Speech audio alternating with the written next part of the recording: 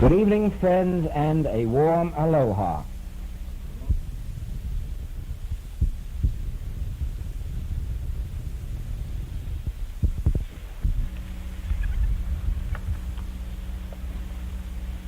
What is it the Christian calls being converted?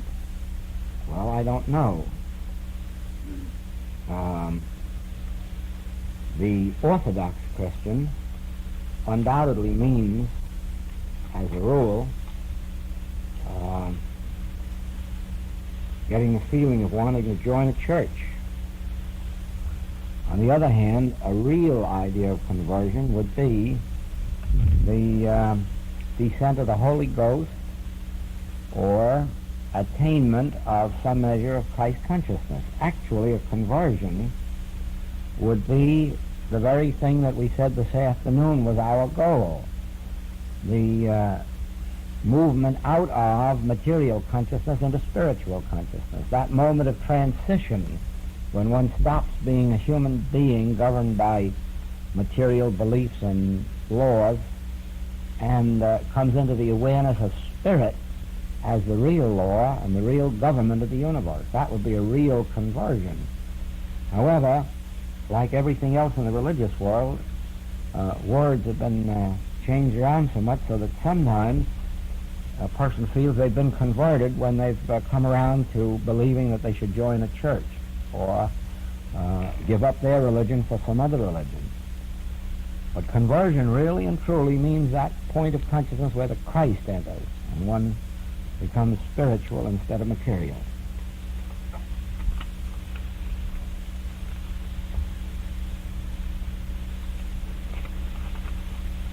During meditation, I sometimes get a feeling of heat or fire.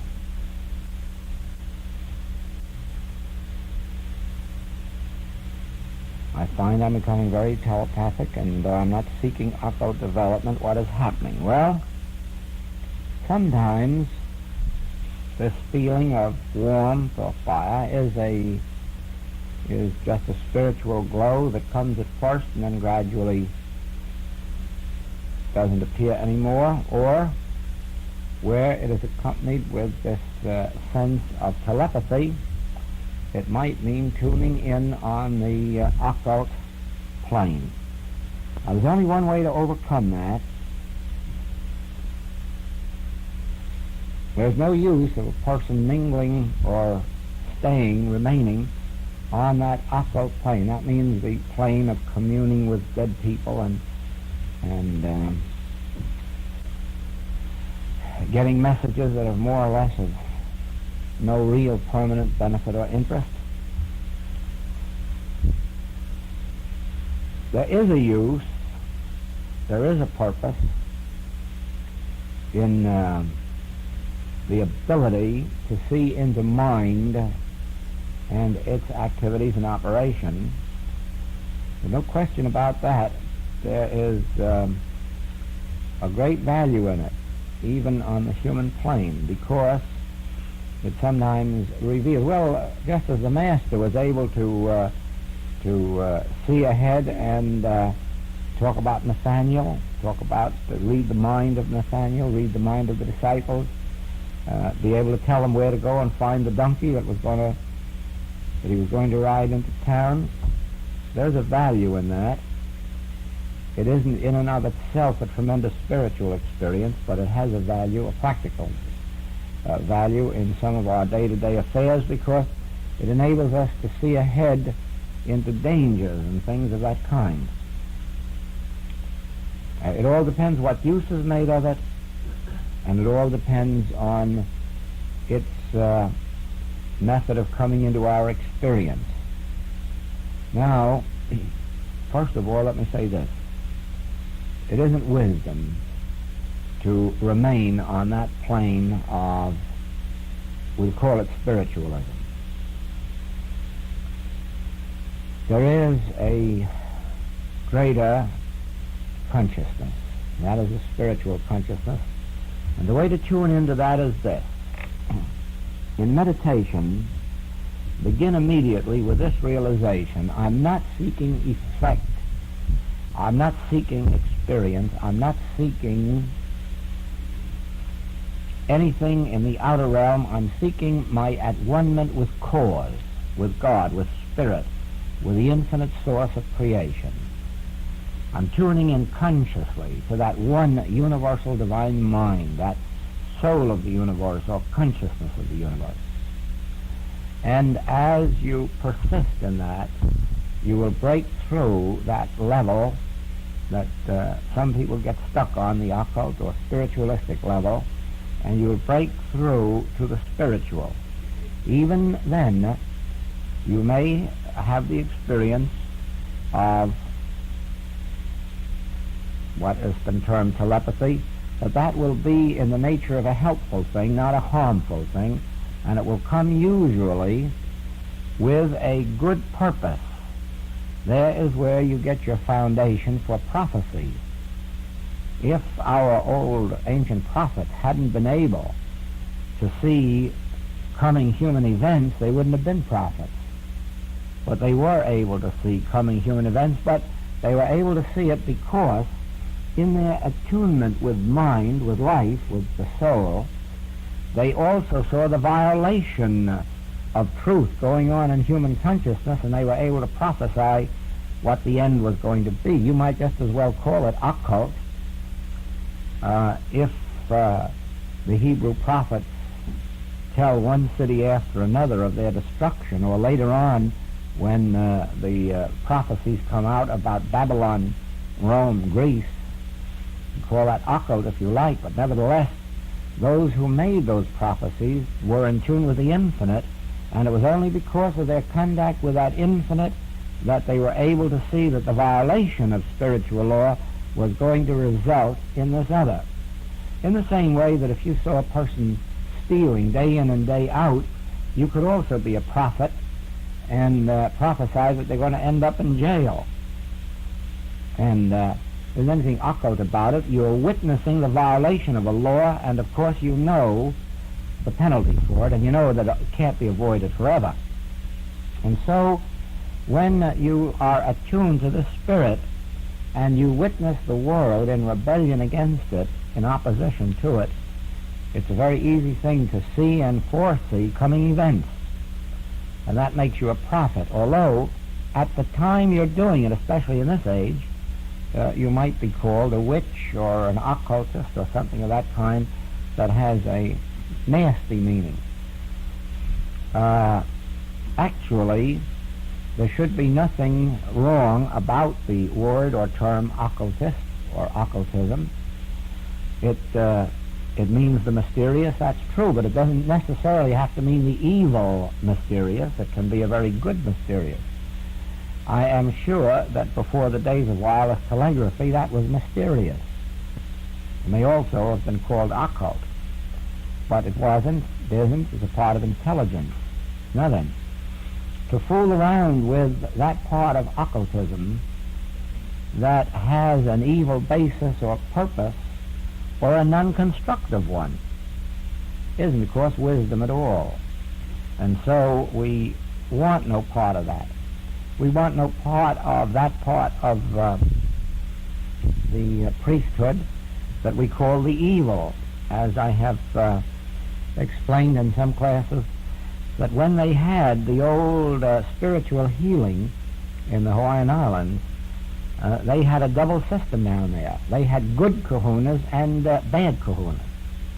The good kahunas were the ones you went to when you wanted healing. The bad kahunas were the ones you went to when you wanted some rival or some enemy killed. Okay? They had both, and they both operated openly and legitimately, but one was for a good purpose and one was for an evil. It was only that they knew mental powers, and they knew that you could use mental powers for good and you could use mental powers for evil, and you can while you're on the human plane. In any of these mental teachings, mental sciences, while it is possible to be healed mentally, you can also be made sick mentally, because you're just using the activity of the human mind and directing it in your own way. Just as you can imagine, for instance, take a teaching that says that you impress on the divine mind that you want $1,000, and the divine mind goes out and gets it for you. There's loads of those teachings here in this country. Well, now, it doesn't say there that you must want the $1,000 for a good purpose. You should just want the $1,000. Well, now, if it's true that you can impress on, whether it's the divine mind or the supermind or the subconscious mind or any other mind, if you can impress on it a desire for $1 even, and can get it that way, you can easily see that it could be used for good or evil, because you haven't outlined how that dollar or $1,000 is to be used.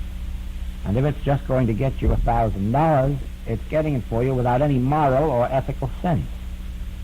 And so you find in all of the mental teachings, there is only the amount of ethics in the teaching that the student or teacher wishes to put in. Because if you can use it for good, you can use it for evil. Now that would not be true when you get through the mental level to the spiritual. You could never go to divine mind, to the real divine mind, to soul or spirit, for any personal or selfish purpose.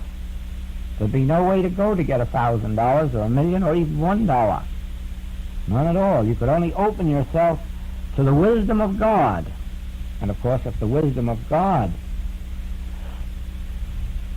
included dollars for your supply at that moment, you'd have an abundance of them. But in that case, you would not have the power to misuse them.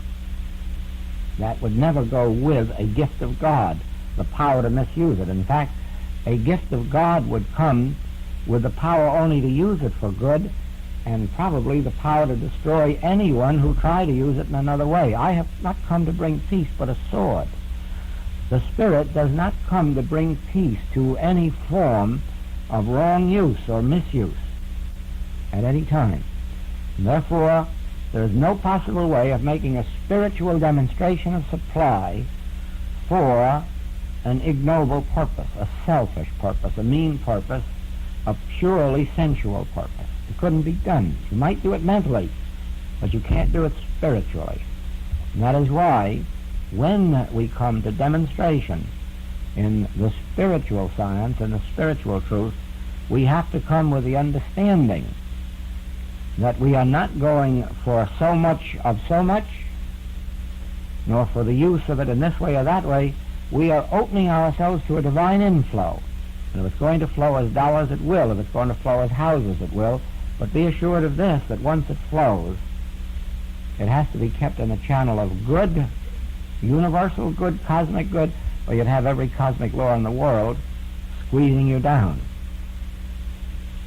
Now, it is in the same way that it may very well be possible to seek health mentally merely for the sake of having a healthy body, and then afterward do anything that one wanted with their body or with their health. But in seeking health spiritually, as it would come, consciousness would so open up to the spiritual realities that that body and that health would be used in a right way. I think that that was so well illustrated in that case that I told you about the other night, in my first year, when the lady came to me with syphilis and said that in the halfway through the treatment, I don't think God should heal me or would heal me, because I don't know whether I'll be better after I'm healed than I was before. I may sin again. And I explained the spiritual point to her, but the point was this: when that healing came, and I realized it and she realized it, or as a matter of fact, when she was talking about it that day, says, how do I know I won't have another sweetheart after I'm well as I was tempted before? And I said, well, let's not worry about that until it happens, and then we'll take up that matter. So after the healing had taken place, and she had been completely cleared by the 3 doctors and the Board of Health, and she came back to me and said, well, here I am, completely well and completely freed by these doctors. I turned around to her in my bad sense of humor, and I said, well, have you selected your next sweetheart? Of course, I was jesting, and she looked at me, in a shocked manner, and said, oh, how can you say anything like that? How can you talk? Why, with this thing happening to you, how can you talk that way? This was a spiritual healing. And it was. That very next day she went out to a friend of ours whose husband had a paralyzed arm, and she never left that home until he was healed.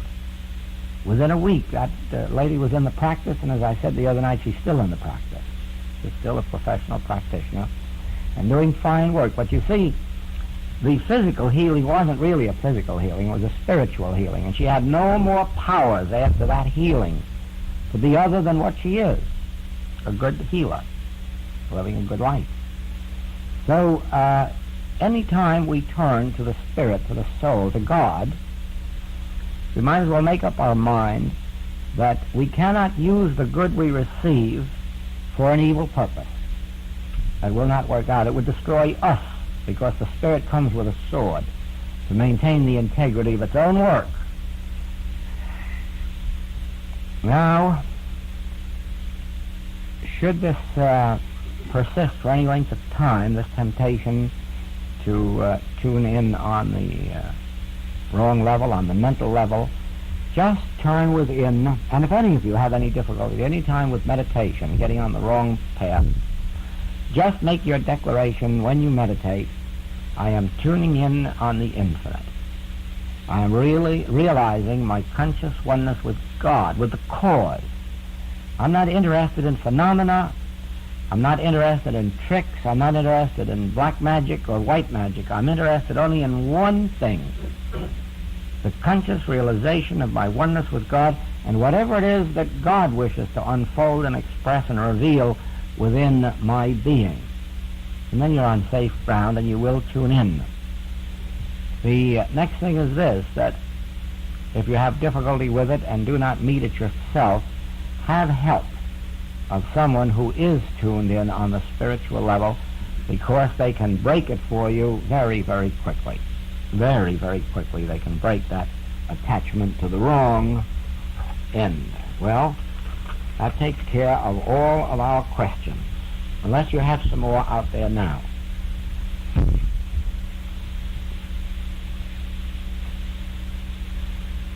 Voice them if you like.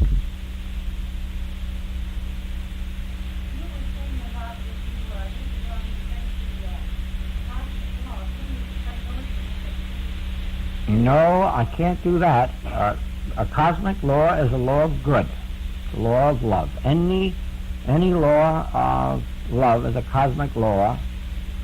The greatest cosmic law there is do unto your neighbor as you would have your neighbor do unto you.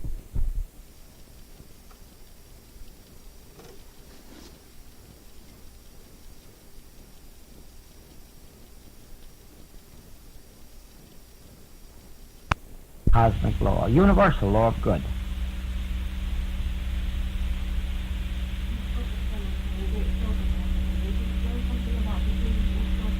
Yes. Yes.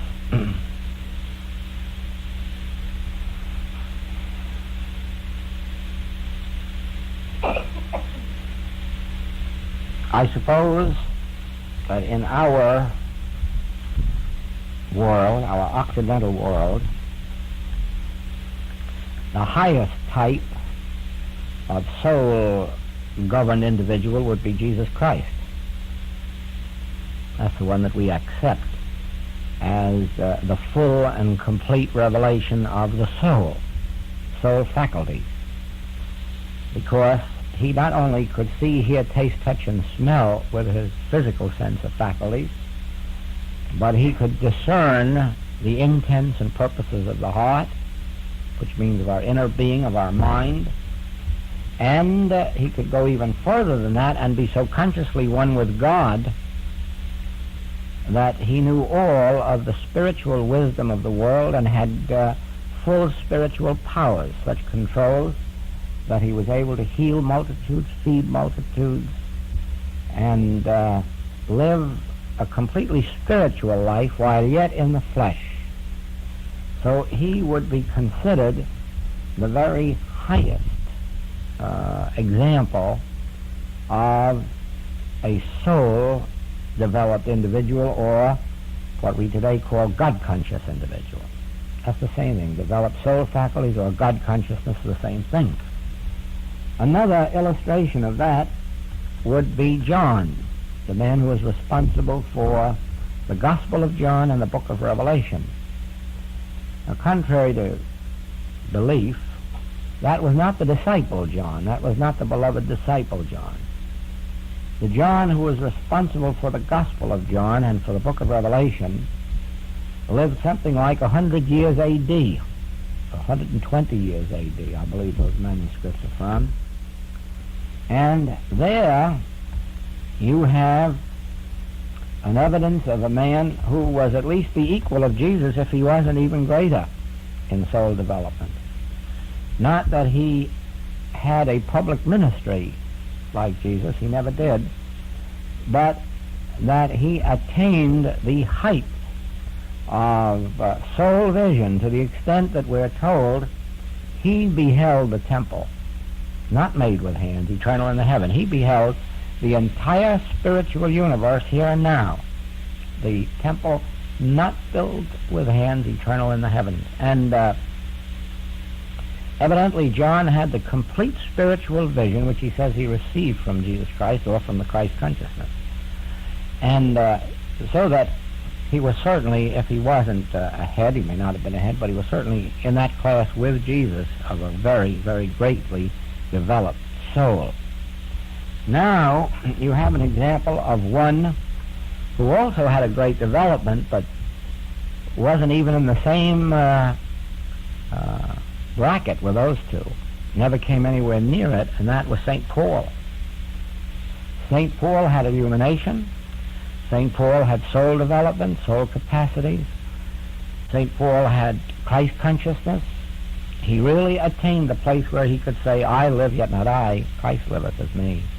I can do all things through Christ. He had the conscious realization of the Christ so greatly, so completely, that he could live it. But he did not have it to the extent of either Jesus or Paul, because at no time did he drop his Hebrew religion in its entirety. At no time did he drop his complete state of humanhood. As a matter of fact, he complained himself that the good he didn't, and the evil that he would not, that's what he did. He was and had a thorn in the flesh. In other words, he had a great degree of Christ consciousness, but not enough to have really lifted him out of his humanhood. Now, Jesus and John both were lifted out of their humanhood. So there you had degrees of it. In the same way, you have in our modern day the example of Mrs. Fillmore. The first Mrs. Fillmore, the one who originated the unity movement. There's any question of doubt that there was a developed soul consciousness. There was a great soul consciousness. And when the spark struck her, it really opened her up. And she was highly developed. And that development made it possible for a woman of no talents, a woman of no business experience, a woman living in a little bit of a village, which Kansas City was at that time, to become internationally known and have an international organization such as the Unity Movement. No woman could have ever done that. No man could ever have done that. Starting from that kind of a basis, more especially no woman could. That had to have been the Spirit itself that took her over and did it. I had an experience in Boston very much along that line when I was called to the home of one of the men in the Mother Church, the Christian Science Mother Church, who had had a stroke. And on this particular night, it was midnight. The doctor, the nurse on the case, phoned me and said, Mr. Goldsmith, this man's going. You better come over here right away. And I went, and I sat by his bedside, and it was very evident that he was just having his last few minutes. And I just couldn't get the right feeling. I couldn't get the right atmosphere. I couldn't get the right sense sitting there. So I said to her, well, my sitting here isn't going to do any good. I'm going out walking, and I will end up at my apartment. If you want me, phone me. And as I went out, of course, I was working all the time. trying to establish myself in the principle. And his apartment was right next to that whole series of Mother Church buildings, the administration building, the Mother Church, and the great big new publishing house. And that's a tremendous piece of property there and a tremendous thing to look at. And as I passed that particular street and looked at those immense buildings representing millions and millions of dollars, I thought, if I just knew the secret that built those. I know right well that no woman, no New England woman back in the 1890s could be responsible for this. Maybe some woman today in our modern society could pull a trick like that, but back in the 1890s, a woman who at 60-odd years of age never had $1,000 in her life, when she published the first edition of Science and Health, had to borrow $1,000 in order to publish it. And she's, no, that was Mrs. Eddy. What did it? What is the secret? What built this thing? Because whatever it is that built this thing could heal that man. If it could build up these temples, it could build up the temple of that body. And as I stood there just looking, wondering, all of a sudden it came, that passage in Scripture. The same Spirit that raised up Jesus Christ from the dead will quicken also your mortal body. I saw right away, certainly. If Miss Eddy hadn't been imbued with that Spirit, if it hadn't caught her and picked her up, never think she could have built a worldwide organization. Never think she could have put up those millions of dollars worth of buildings. Why, she would have gone down in history unsung, unknown as a woman or as a man. It was a Spirit, the same Spirit that raised up Christianity, that said, my words will never die. That's the same Spirit that picked her up and put those buildings there that so in Science and Health is never going to die. And don't think we didn't have a miracle. We did. In the morning that man had turned, and in 3 months he was out walking. What did it? The same Spirit that raised up Jesus Christ. Now, of course, Mrs. Eddy didn't have it, Mrs. Fillmore didn't have it in any such proportions as Jesus or John. Probably, I don't even know whether they had it in the degree that Paul had it. But they had it. Never fool yourself. They had it. Nobody can start out with no money in a small town, no backing, and absolutely antagonizing the whole human world with their teaching and conquer the world by having a worldwide organization. No human can do that. It has to be that same Spirit. For there are examples of two women, anyhow, who had soul capacities developed, who had the spiritual sense, who had received the Holy Ghost, who had been caught by the fire of Christ, and that Spirit animated them, and it was that Spirit that went before them to make the crooked places straight. It was that Spirit that overcame opposition. It was that Spirit that attracted to them just the help they needed in the form of printers, editors, teachers, practitioners, whatever was, people with money to contribute, whatever was necessary for those women to have, they attracted to them. And it wasn't those women at all. Never a bit of it. It was the Spirit that had touched them, and they had become the instruments for it. And of course, if you know the real histories of both those women, you'll know that there never were two more humble women in all the world than those two women. They were humble in the true sense of humility, that they knew right well that without that Christ they could have done nothing. That it was it that did the work. You see what I mean? And so it is. The development of soul faculties really means the degree of the Christ that touches you. And when it touches you, it isn't you that does it. It isn't you. That's why I say the word I can be a devil if you're not careful. It isn't you that does it. It does it, and you're the vehicle through which it operates. It's the Spirit of God in man. It's that which we have. I said that this class was higher consciousness. The activity of Christ in individual consciousness. All right. That's exactly what I meant.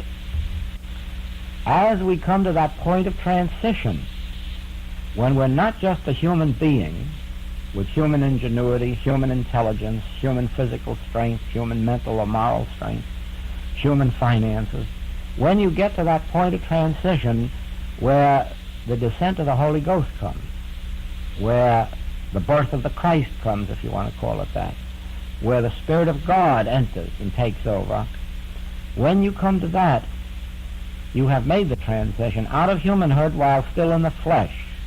One of our Hebrews said, I have seen God while yet in the flesh. Huh?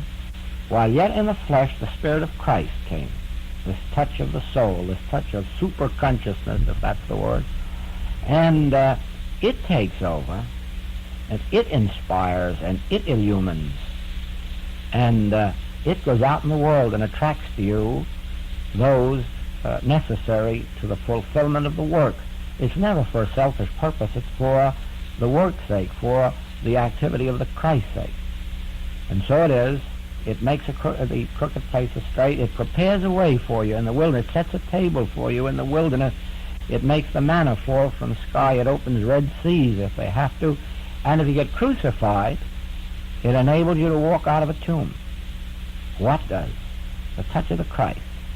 And the only thing is, to what degree are we touched? Now then, Gautama, the Buddha, was illumined much in the same way as Jesus. Matter of degree. Who knows whether it was the same or a little less, but it was in that same category of realization. So was Lao Tse of China. He was a fully illumined man, a completely illumined man, completely God-conscious. Shankara of India was certainly a God-conscious, soul-illumined man. And so there have been many down the line, some in one degree and some in another. But that's the meaning of it. It's a God-consciousness, and the degree of God-consciousness determines the degree of the demonstration. When it takes over completely, the humanhood almost evaporates. The individual is almost lost to the human world with no interest in the things of this world. And yet every touch brings about an improvement in this world for somebody.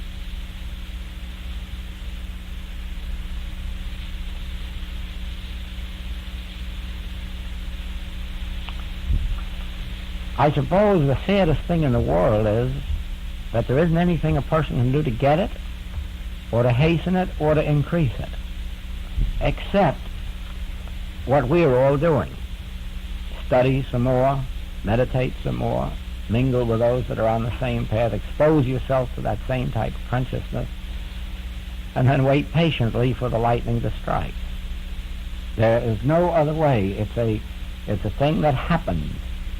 And as it happened to Saul of Tarsus on the road to Damascus, as it happened to Buddha under the Bodhi tree, nobody knows where or when it happened to Jesus, because history doesn't tell us, and probably the only ones who have the documents that could tell us is the Vatican. They've probably got all the documents hidden away so that nobody will ever find that and know when or where that happened or how.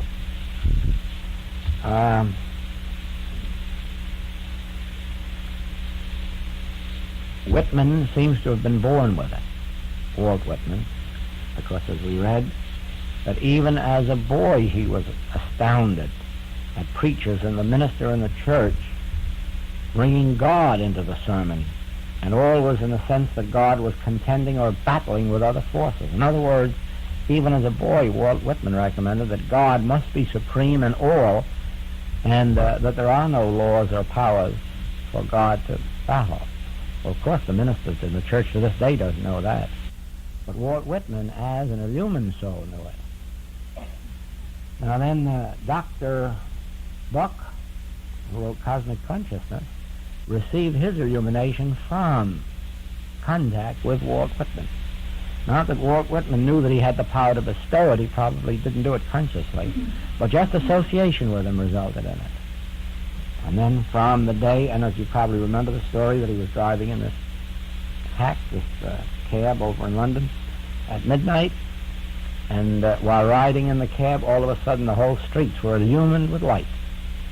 And there he saw the whole soul of Walt Whitman and knew that he had made contact with the divine soul of Walt Whitman, the illumined soul of Walt Whitman.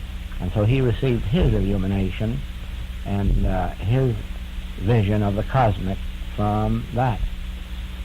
And each one receives it in a different way. Each one receives it in a different time and for different purposes. They don't all receive it for the purpose of giving a religion to the world. The realization of the divine being of yourself, or does it come? I can't understand just exactly. Yes, it's a realization of the divine being. There's only one divine being, and that's the divine being of yourself. It doesn't come from outside. No, it comes from within. You wake up. You wake up to something within your own being. It couldn't be outside because there is no outside of you. There's no outside of you. This whole world is inside of you. It's all inside of your mind, inside of your consciousness. You're absolutely infinite. There's no limitation to your consciousness. And as wide as you open it, if you only know English, it's only because you have limited yourself. If you want to know 8 languages or 16, you can. Why? Because you can embrace... In the general phraseology, the metaphysicians give the impression that it's dual, that it comes... Well, I mean, that may be language, but the point is that it's a realization of the infinite nature of your own consciousness. That's what it is. There's only one consciousness, that's cosmic consciousness, that's your consciousness. But instead of our having access to it, we have access only to one tiny little corner of a trained mind, of an educated mind, or a mind built up in environment. Now, as you study spiritual things, you break through deeper and deeper and deeper, and you catch different layers and different stratas of spiritual sense until the day comes when the whole thing opens. Actually, the Hindu says that it's like an onion. Peel after peel of the onion skin comes off, and so little at a time and so thin that you don't know it. But all of a sudden you get down and there's nothing left. And when there's nothing left, that's all.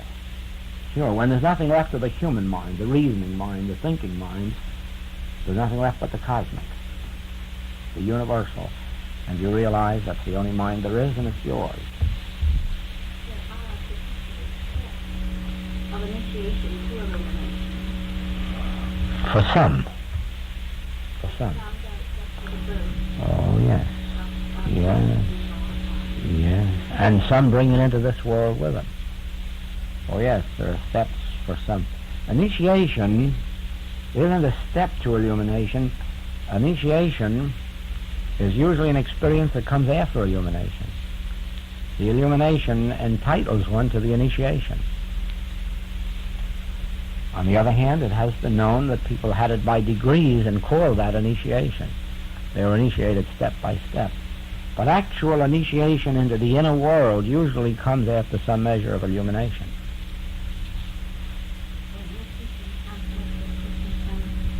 Conflict with it? I don't think it conflicts with any Christian teaching in the world. Oh, there are several points of difference. The Christian Science has a divine mind, an immortal mind, and a mortal mind. Christian Science has a God and a man. And Christian Science says that we are entirely spiritual. And then it gives you protective work against some kind of evil. It says it's based on the first commandment of only one power, and then it does protective work against certain kinds of evils. I know, but then it does protective work against it, doesn't it? And teaches a lot of protective work, too, against some forms of evil. And actually, if you could take Mrs. Eddy's writings apart, you would find that through her life, she had touched the whole of the spiritual ministry. And you could go through her writings and pick out the most wonderful spiritual teaching in the world. The only thing is that her writings now consist both of those spiritual revelations and the original mental revelations. And that brings up the inconsistency that is causing the difficulty in the movement. Besides a few other inconsistencies, like the Mother Church doesn't have any communion service, but branch churches do have a communion service. All right, that's kind of setting aside two kinds of people even in the one church. I think Ms. Eddy says in the manual, the members of my church do not need communion, but the members of the Portland church do. Okay? There are things like that. Then there are strict statements about the fact that there should be no formulas of any kind, that everything must come by inspiration. And then we have the Lord's Prayer, the daily prayer, there's 3 or 4 different prayers, all of which are formulas, because they're made-up prayers that are just recited. So and so and so. There are many differences there, and yet the heart and soul of Christian Science is based on absolute truth. But it was a gradual unfoldment from the mental up to the spiritual, and some of the mental still remains. And it is in trying to separate those that the students are having difficulty. I can illustrate that for you this way. That on one page it says, ignorance, sin, and fear is the procuring cause and foundation of all disease. 8 pages later it says, neither disease itself, sin, nor fear has the power to cause disease or relapse.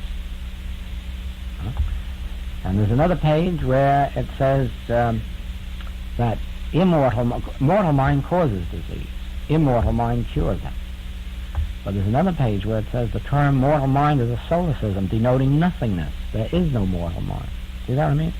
Another place it says you must first remove the fear of the patient, then you can heal the disease. But then miscellaneous writing says, can a condition that's been healed in Christian Science return through sin or fear?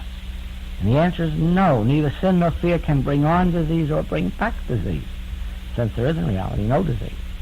But you see, in mental healing, mental treatment illustrated, you first heal the disease. Now, the reason for all that isn't that Mrs. Eddy was confused. It was that when Mrs. Eddy began with the mental science, which she did, as you can very well tell as you go back to the early editions, she left in her writing some of those old mental things, thinking that the people couldn't catch the absolute spiritual thing. Then by the time she was ready to give them the absolute spiritual, they couldn't take it because they were indoctrinated with the old mental. And so the day must come in Christian Science, if they really want to go forward, when they'll have to do one of 2 things. They'll either have to rewrite the books and leave out the mental part of it, and some of the manual part of it, or they'll have to do what some of them are doing, use the infinite way for their textbook on healing and leave out all those mental approaches. Stick with the spirit.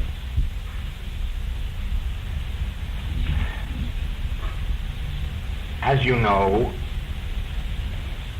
this question was to bring out some of the differences between Christian Science and the infinite way. And of course, actually, there is as much difference as between day and night. Since the entire teaching of the infinite way is a raising of oneself above the human sense of existence into spiritual consciousness, rather than merely improving the human scene by improving health or wealth. It is not a neglecting of human health and human wealth, but permitting these to be the added things, that is, the things that are added and unfolded once one has attained their conscious communion with God. While on this point,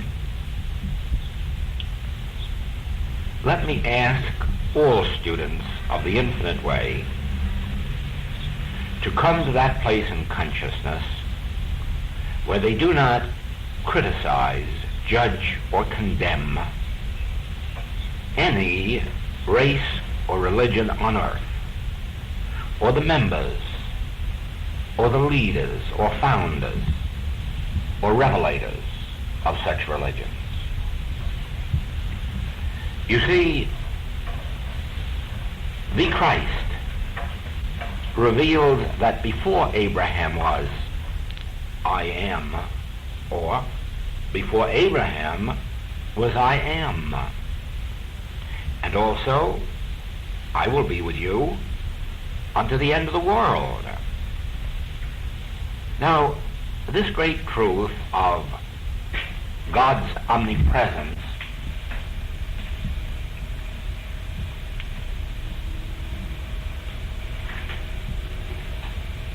must reveal that the realization of God is an individual matter for you and for me.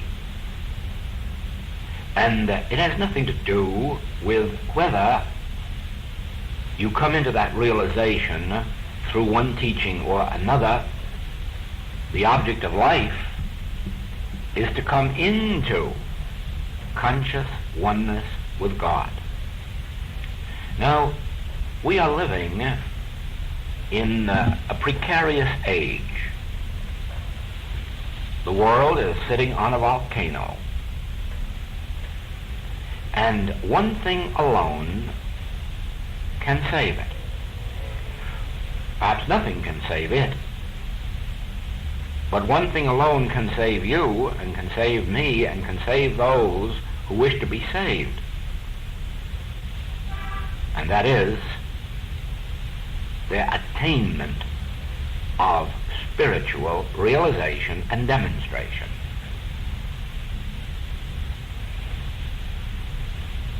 That can only come in proportion as we see and understand that God is one power, one presence, within you, within me, and that the major teachings of the world have come to reveal this, not to set men at war with each other, not to have Catholic churches and Protestant churches fighting each other, not to have Hebrew churches and Christians fighting each other, not to have various schools of metaphysics warring with each other.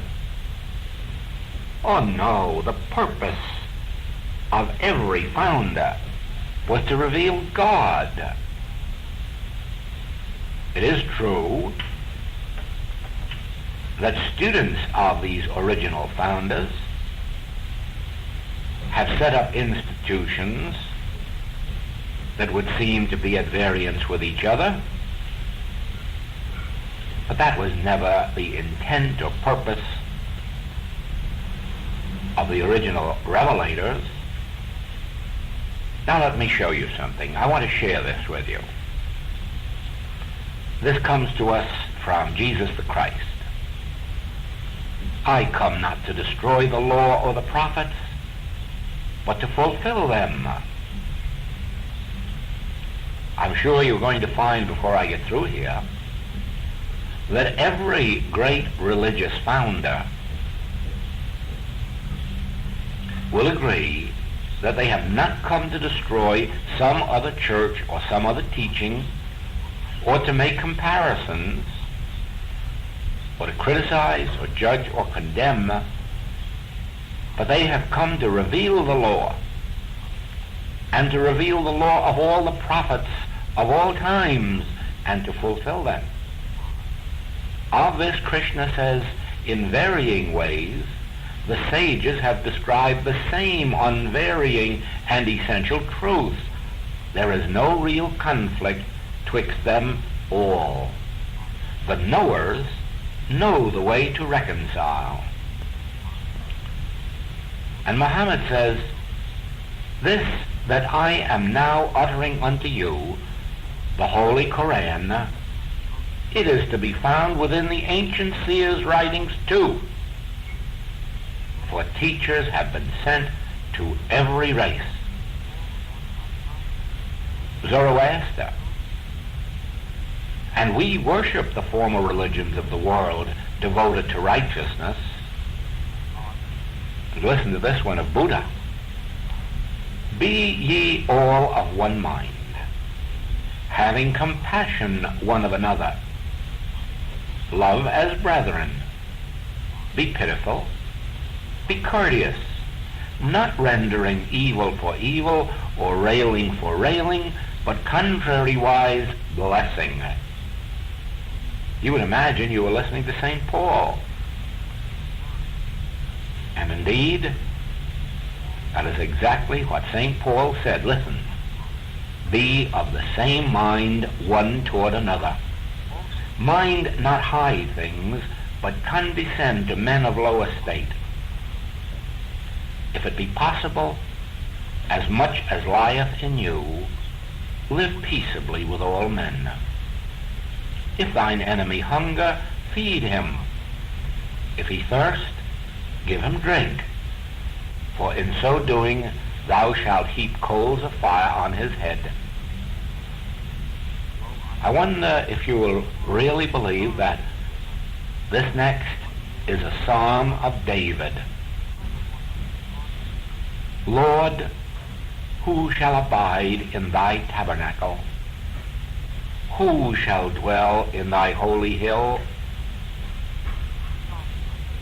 He that walketh uprightly and worketh righteousness, and speaketh the truth in his heart. He that backbiteth not with his tongue, nor doeth evil to his neighbor, nor taketh up a reproach against his neighbor. Really doesn't say a word there, does it, that only Hebrews are God's chosen people? Not a word there that only the followers of Christ can enter in. Oh no, he realized the universal nature of God. Those who enter the tabernacle of God, that is heaven, those who shall dwell in his holy hill, are they that walketh uprightly and worketh righteousness, and speaketh truth in his heart, in any age, in any church, and in no church. And our great Lao Tse of China, the greatest conquerors are those who overcome their enemies without strife. The greatest directors of men are those who yield place to others.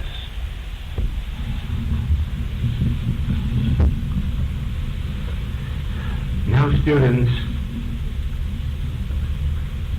you see the unity of all the great religious teachings of the world. Undoubtedly, there are some churches and institutions that do not adhere to these teachings, that give more attention to certain doctrinal beliefs, creedal beliefs, forms, ceremonies. But you and I have nothing to do with these, and certainly no criticism for them, since they too must be fulfilling a mission on their level of consciousness. We, as those who are seeking and finding communion with God, are interested only in the universal principles, such as we have seen here embodied in all of the major religious faiths. Now, from this we must gather one point, and that is that in the understanding of oneness alone, there is God-conscious power.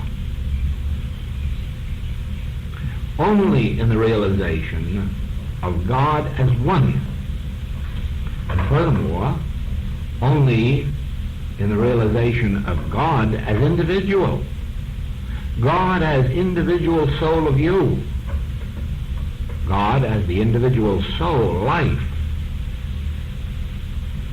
of your friend and of your enemy. Only in this realization of oneness is there God-conscious power. I have witnessed this, and therefore I give it to you as a teaching. the power of God will flow through you, out from you, as a blessing, as a benediction to all who touch you on life's highway, in proportion as you understand God as one. Understand God as one power, not as the power of good over evil, not as the power of truth over error, not as the power of love over hate. No. Understand God as one infinite power, and that power good. Then do you individualize God-conscious power. Understand God as the life of individual man. Understand God as the life and principle of the animal, vegetable, and mineral kingdoms. And do not see God overcoming, saving, or protecting, but see God as one, infinite, individual, all harmonious being, and that being, the being of all mankind, of the entire animal world, mineral and vegetable world. God as one. I have seen this in the experience of every mystic I have known, that softness, gentleness, patience, forbearance just oozed out of them, just flowed through them. And then I learned the answer. Since they realize God as the only power, they have nothing left to fear, no one to hate. Isn't it wonderful? Aloha, aloha, Joel.